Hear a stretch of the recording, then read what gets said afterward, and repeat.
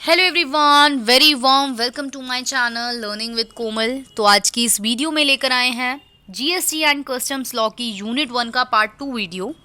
इससे पहले मैंने ऑलरेडी यूनिट 1 का पार्ट 1 अपलोड किया हुआ है चैनल पर। आई होप आपने वो वॉच किया होगा, जिसमें हमने काफ़ी सारे जीएसटी के कॉन्सेप्ट्स क्लियर करे। हमने जीएसटी के बारे में पढ़ा, उसका फ्रेमवर्क पढ़ा, वैट के बारे में पढ़ा एंड डिस्क्रिप्शन बॉक्स में मैं आपको उस वीडियो का लिंक दे दूंगी अगर आपने वॉच नहीं करी है। और पार्ट 2 वीडियो देखने से पहले आप ज़रूर पहले पार्ट 1 देखें, देन आप पार्ट 2 देखें, तभी आपको समझ में आएगा। और वीडियो आपके लिए काफ़ी ज़्यादा हेल्पफुल होने वाली है, इसलिए वीडियो को please like share and comment ज़रूर करें। चलिए स्टार्ट करते हैं बिना टाइम वेस्ट किए। देखिए, प्रीवियस ईयर में हमने हाउ डस वैट ऑपरेट, किस तरीके से वैट ऑपरेट होता है, ये सब हमने स्टडी किया था। लास्ट क्वेश्चन मैंने यही एक्सप्लेन किया था उस वीडियो का।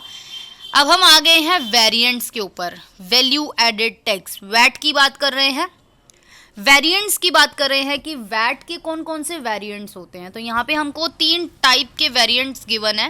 पहला ग्रोस प्रोडक्ट वेरिएंट, दूसरा इनकम वेरिएंट, तीसरा कंजम्पशन वेरिएंट।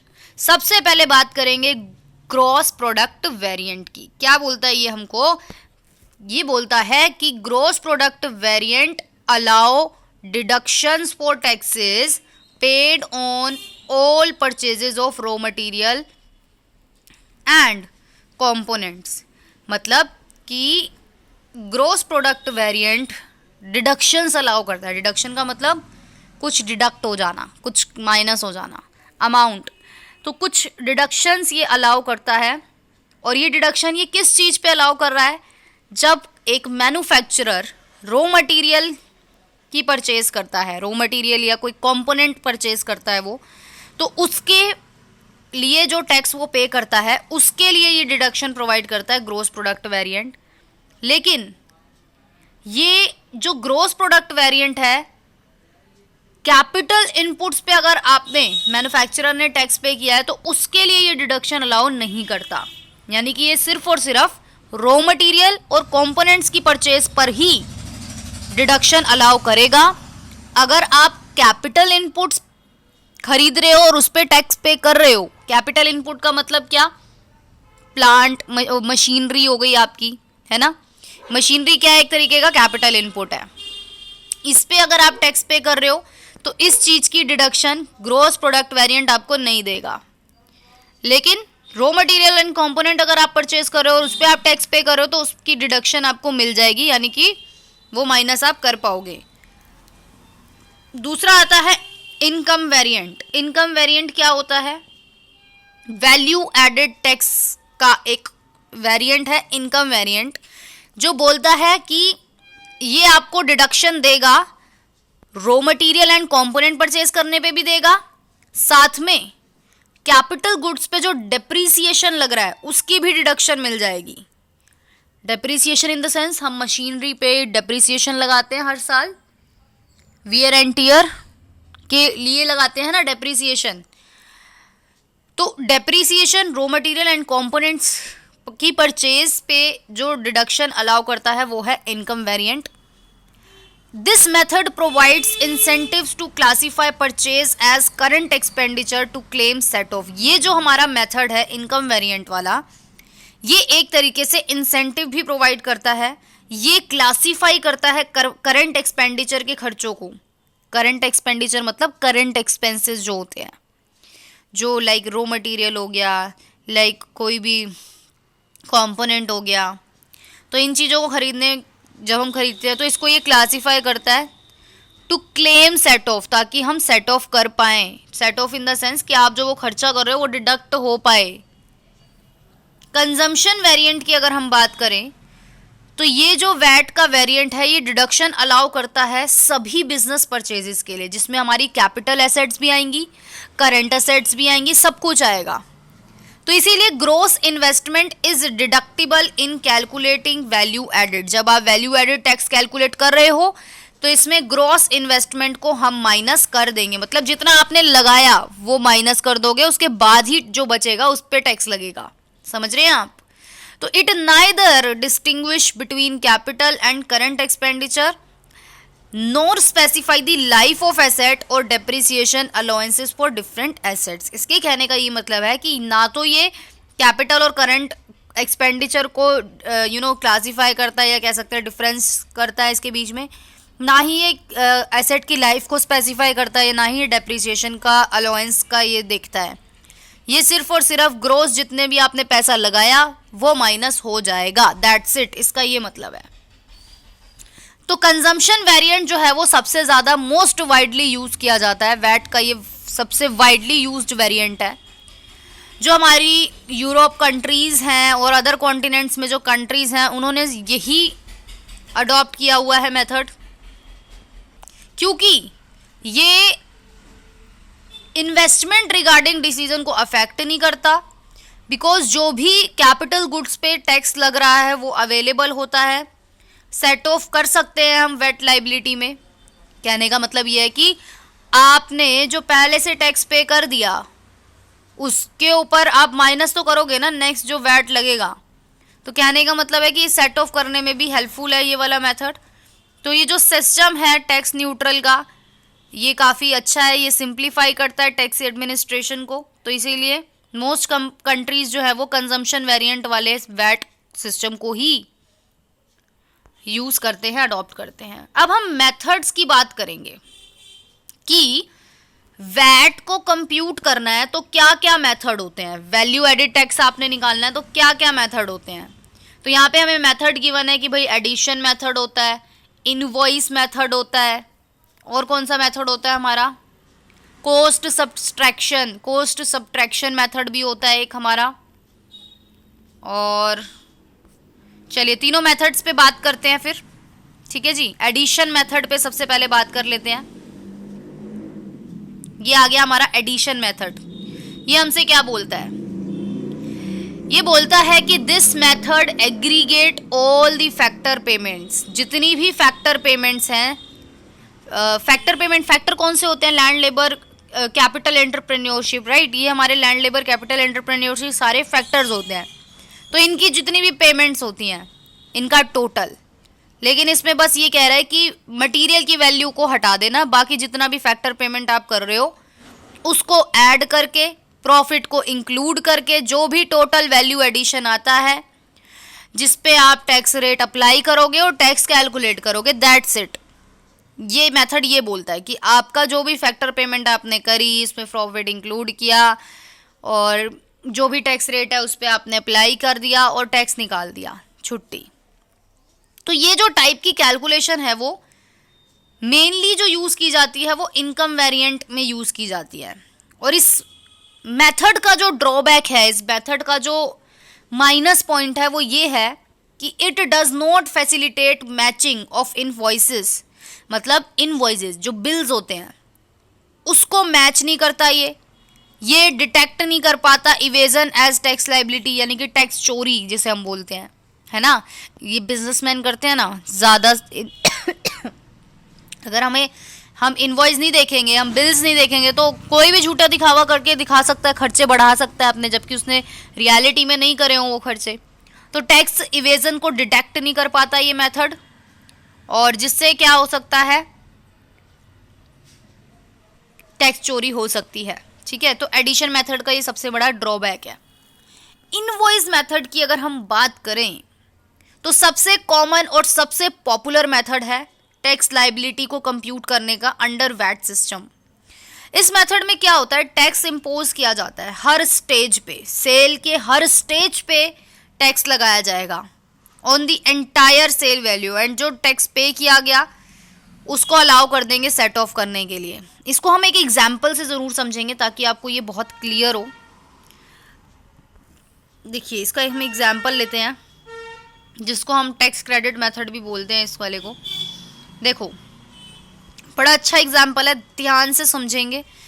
अब इन्होंने पहले क्या बोला कि मैन्युफैक्चरर जो होगा यानी कि first seller in the state sell the good to distributor, ठीक है। मैन्युफैक्चरर ने गुड्स बेचे 1000 रुपये के और उस मैन्युफैक्चरर ने उस पे 12.5% का टैक्स लगाया, ठीक है। तो टैक्स कितना बन गया, 1000 रुपये का 12.5% निकालोगे 125 रुपये जो है उसके ऊपर टैक्स लग गया। He will not get any VAT credit being the first seller, तो उसको किसी भी प्रकार का वैट क्रेडिट नहीं मिलेगा क्योंकि वो फर्स्ट सेलर है, पहला सेलर है वो। ठीक है, अब उसने 12.5% का टैक्स पे किया और 125 रुपये उसने टैक्स पे कर दिया। ठीक है, ओहो एक सेकेंड। ठीक है, उसके बाद क्या हुआ, जिस भी पर्सन को उसने बेचा था, कितने का बेचा था जी, 1125 का बेचा था, है ना, 125 रुपये एक्स्ट्रा लगा के 1125 का बेचा था। अब देखो आगे क्या हुआ, distributor sell the good to a dealer for 1200। अब उसी डिस्ट्रीब्यूटर ने, दूसरे वाले ने आगे बेच दिया 1200 रुपये में, और उसने भी 12.5% का टैक्स लगाया। And will get set off the tax paid at earlier stage. अब उस वाले डिस्ट्रीब्यूटर को 125 रुपये का सेट ऑफ करने का मौका मिल गया। ठीक है, कैसे मिला देखो, समझो इस चीज को, बहुत बारीकी से समझना है इस चीज को, कि उस डिस्ट्रीब्यूटर ने अब वो चीज़ 1200 में बेची आगे। ठीक है, पहले उसने 1125 में वो चीज़ खरीदी पहले सेलर से, अब वो 1200 रुपये में बेच रहा है आगे, और 12.5% का वो लगा रहा है टैक्स। तो 1200 का 12.5% कितना आएगा, 150 रुपये। निकाल के देख लो, यही आएगा। अब क्योंकि ये जो डिस्ट्रीब्यूटर है ये ऑलरेडी 125 रुपये टैक्स के भर चुका है, राइट, इसको तो एक्स्ट्रा अमाउंट कितने की मिल रही है, बस 150 रुपये ही मिल रहा है टैक्स अमाउंट। तो यानी कि जो 25 रुपये बच गए, the tax payable by him will be 25। तो कहने का मतलब ये है कि अब 125 रुपये वो टैक्स पे कर रहा है आगे, और 125 रुपये जो है अब उसके द्वारा सिर्फ पे किया गया, क्योंकि 150 उसने टैक्स पे किया, 125 का उसको वो पहले ही दे चुका था, तो वो माइनस हो गया, तो बचा कितना, 25। ऐसे ही आगे होगा, आगे उस होलसेलर के पास आया, अब होलसेलर ने वही गुड्स बेचा 1500 का, अब बेचा उसने वही 12.5% का टैक्स लगेगा, और वो बनेगी टैक्स लाइबिलिटी कितनी, 187.50 की। लेकिन ये वाला बंदा पहले 150 रुपये भर चुका है इसको, मतलब टैक्स पे कर चुका है, तो 150 ये ऑलरेडी दे चुका है। तो 187 में से 150 माइनस करेंगे 37.50, यानी कि इसने सिर्फ एक्स्ट्रा कितने दिए, 37.50 दिए। ठीक है जी, आगे इसी तरीके से अब आ गया गुड्स रिटेलर के पास। अब रिटेलर कंज्यूमर को बेच रहा है 2000 रुपये का। देख रहे हो कि अल्टीमेट जो बर्डन आ रहा है वो कंज्यूमर पे आ रहा है इस चीज़ का। अब 2000 रुपये के ऊपर भी इन्होंने फिर 12.5% निकाला और 250 रुपये आ गया। अब 187 ऑलरेडी पेड था, तो ये माइनस हो जाएगा और बचा कितना, 62.50। तो यानी कि रिटेलर सिर्फ 62.50 ही टैक्स पे करेगा गवर्नमेंट को। ठीक है जी, क्यों, क्योंकि वो 187.50 ऑलरेडी पे कर चुका है, और 250 रुपये उसने वसूल कर लिया कंज्यूमर से, बचे कितना, 62.50, वो अपनी तरफ से वो पे करेगा। तो यहाँ भी हमने देखा कि सेल के हर स्टेज पे जीएसटी लग रहा है, ओ सॉरी वैट लग रहा है। ठीक है, अब यहाँ पे जो हमारे ये टोटल आए हैं, टोटल क्या है देखेंगे, इसको समझेंगे। वैट लाइबिलिटी ये है, और फिर वैट क्रेडिट है, और टैक्स पेड टू गवर्नमेंट है, कि गवर्नमेंट को कितना टैक्स पे करना है, समझेंगे। तो देखो हमने इस पूरे कॉन्सेप्ट में समझा कि टैक्स लाइबिलिटी जो है वो 712.50 की है, और टैक्स क्रेडिट लोगों को मिल जाएगा 462 का। गवर्नमेंट के खाते में अल्टीमेटली सिर्फ 250 रुपये आएंगे। ठीक है जी, गवर्नमेंट के खाते में अल्टीमेटली क्या आएगा, सिर्फ 250 रुपये जाएगा बस। तो ये था ये पूरा प्रोसेस। आई होप आपको ये क्लियर हुआ होगा। ठीक है जी, अब हम बात कर लेते हैं कॉस्ट सब्ट्रैक्शन मेथड की। ये मेथड हमसे क्या बोलता है, ये मेथड हमसे क्या बोलता है, समझेंगे। Under this method tax is charged only on the value added at each stage of the sale of good. इसको भी कुछ इस तरीके से हम समझेंगे। ये बोल रहा है कि टैक्स चार्ज किया जाएगा सिर्फ और सिर्फ वैल्यू एड पे, यानी कि जो आप वैल्यू ऐड हो रही है उस पे टैक्स लगेगा। समझेंगे इसको पूरा एग्जाम्पल के थ्रू कि ये हमसे कहना क्या चाह रहा है। और यहाँ पे जो टैक्स कैलकुलेशन का फॉर्मूला है वो भी इन्होंने बता रखा है। देखो आप, ये रहा, tax is calculated by this formula. T से टैक्सेबल टर्नओवर, आर से टैक्स रेट, और इस तरीके से ये कैलकुलेट कर रहा है। ये रहा, समझेंगे। पहला सेलर वही स्टेज आ गया कि पहले सेलर ने वही, हमने जो अभी केस स्टडी किया था पूरा, 1000 का था, फिर उस पर 125 रुपये टैक्स लग रहा था 12.5% के हिसाब से, राइट, ऐसे था। तो अब इन्होंने बोला कि टोटल टैक्सेबल टर्नओवर कितनी है, 1125। मतलब वो फर्स्ट सेलर को 125 टैक्स पे करना है, राइट। और 1000 ऑब्वियसली, कहने का मतलब है जिसको भी वो बेच रहा है वो 1025 रुपये वसूल करेगा। अब कैसे टैक्स निकाला इन्होंने? टैक्स तो ऑब्वियसली 125 है ना।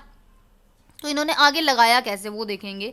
सबसे पहले इन्होंने टैक्सेबल टर्नओवर कितनी है, 1125 की टैक्सेबल टर्नओवर, यानी कि टोटल, मल्टीप्लाई टैक्स रेट है जो है वो है 12% का, 12.50 का। इस तरीके से इन्होंने ये कैलकुलेट किया, 100 प्लस 12.50 करके। और इस तरीके से हम क्या कर रहे हैं, अब जैसे 1125 है तो 1125 में हम 125 ऐड कर देते हैं। 5 और 5 10, एक कैरी, ये आया 5, ये आया 2, 1250 बन रहा है यहाँ पे, ठीक है। अब बोलो, अब इसने क्या बोला कि डिस्ट्रीब्यूटर क्या कर रहा है, वही 1350 का आगे बेच रहा है होलसेलर को। अब 1350 पे भी इन्होंने 12% लगाया, ठीक है। 1350 का 12%, 12.50% आप निकालेंगे तो 225 आएगा, ठीक है। अब 1125 वो ऑलरेडी पे कर चुका है, तो 1350 माइनस 1125 वो ऑलरेडी पे कर चुका है, तो बना कितना, 10 में से 5 गए 5, 4 में से 2 गए 2, 3 में से 1 गए 2, 225। तो यानी कि 225 उसका टैक्सेबल टर्नओवर होगा, ठीक है, क्योंकि 1125 वो ऑलरेडी पे कर चुका है। तो बचा कितना, 225 रुपये। अब 225 है, इसी तरीके से हम कैलकुलेट करेंगे, 225 लिखेंगे टैक्सेबल टर्नओवर और मल्टीप्लाई करेंगे। मतलब यहाँ पे जो हम कैलकुलेशन कर रहे हैं वो इस चीज पे कर रहे हैं, टैक्सेबल टर्नओवर पर कर रहे हैं। हाँ, तो यहाँ पे हम ये देख रहे हैं कि जो टैक्स लग रहा है वो इस चीज के ऊपर लग रहा है, ठीक है। टैक्सेबल टर्नओवर मतलब जो जो वैल्यू ऐड होती चली जा रही है, एडेड वैल्यू पर टैक्स कैलकुलेशन हो रहा है। तो ये कॉन्सेप्ट हमसे यही कह रहा है कि हर स्टेज पे जितनी जितनी वैल्यू ऐड होती चली जा रही है उस पे हम टैक्स कैलकुलेट करते चले जा रहे हैं। और टैक्स कैलकुलेट करने का फॉर्मूला भी बता रखा है इन्होंने।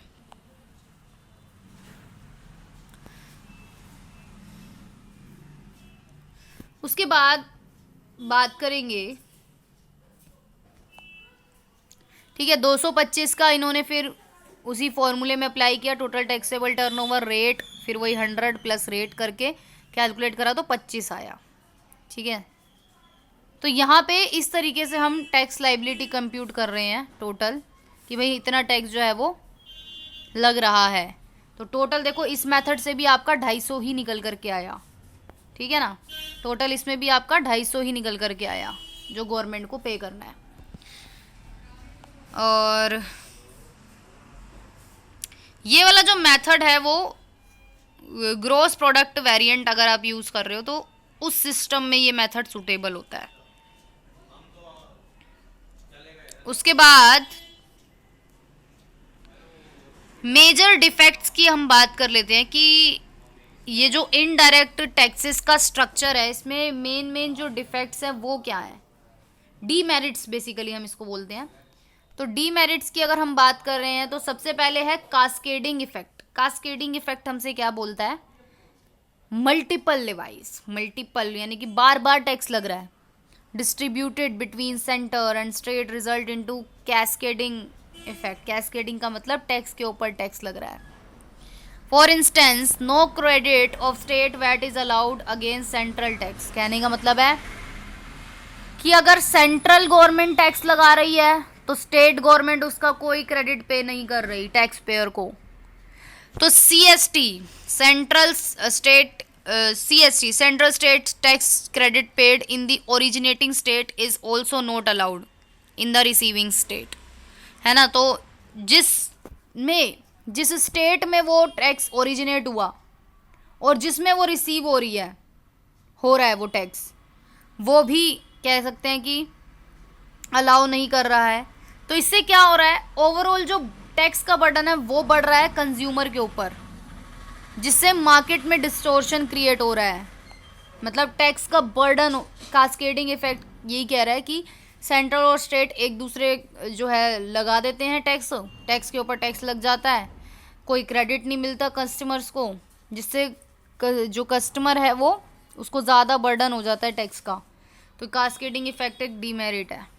एग्जेम्पशन एंड कंसेशन की बात करें तो वैट सिस्टम में बिजनेसेस जो हैं वो काफ़ी प्रकार के एग्जेम्पशन इंजॉय करते हैं, काफ़ी प्रकार के कंसेशंस उनको मिलते हैं under different levies which broke the chain of VAT, और इससे भी डिस्टोर्शन क्रिएट हो जाता है। और ये जो प्रकार के जो बेनिफिट होते हैं ये do not create a level playing field specially when the same commodity is taxed at different rate in different jurisdictions. कहने का मतलब ये है, एग्जेम्पशन का मतलब होता है टैक्स में छूट मिलना, एग्जेम्पशन का मतलब होता है टैक्स में छूट मिलना, कंसेशन मिल जाना, माफ़ी बोल सकते हैं इसको, माफ़ कर देना टैक्स। तो वैट सिस्टम में बिजनेसेस जो हैं वो काफ़ी प्रकार के एग्जेम्पशन उनको मिलते हैं, काफ़ी प्रकार के उनको कंसेशन मिलते हैं।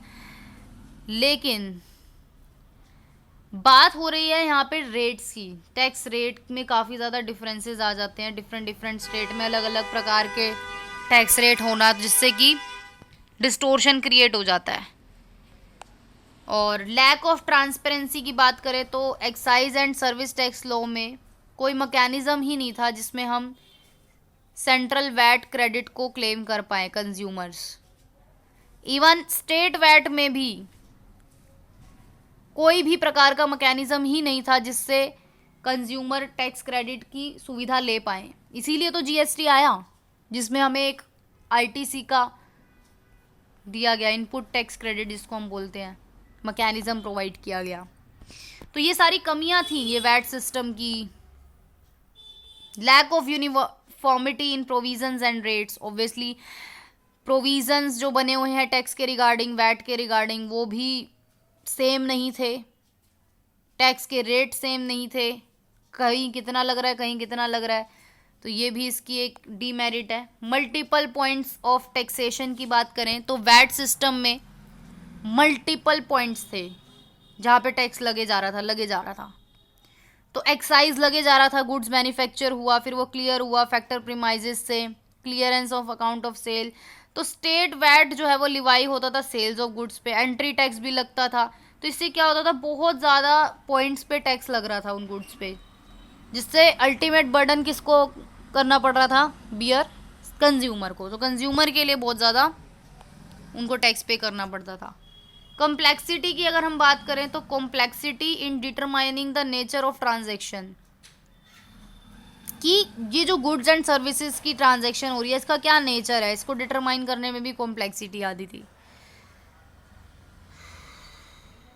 आज तो गुड्स एंड सर्विसेज जो है वो पैकेज होते हैं, कंपोजिट मतलब बंडल्स में होते हैं, कस्टमर्स को सेल्स किए जाते हैं, चेन अरेंजमेंट सब कुछ प्रोवाइडेड है। तो under the division of taxation power constitution neither the centre nor the state can apply the tax to such bundles. ना तो स्टेट उस पे उन बंडल्स पे लगा पाती थी टैक्स, ना ही सेंट्रल गवर्नमेंट लगा पाती थी, क्योंकि उनको पता ही नहीं चलता था कि ये गुड्स एंड सर्विसेज है क्या, क्योंकि बंडल्स में पैक होते थे सारी चीज़ें। इससे क्या होता था, ओवरलैप हो जाता था। नैरो बेस, इसका जो बेस था वो नैरो था, और due to different threshold, threshold का मतलब है लिमिट्स, अंडर डिफरेंट लॉज, अलग अलग लॉज में अलग अलग लिमिट्स होती थी, बहुत सारे एग्जेम्पशंस थे, बहुत सारे कंसेशंस थे। और टैक्स बेस जो था वो बिल्कुल नैरो था, बिल्कुल नैरो बेस था इसका।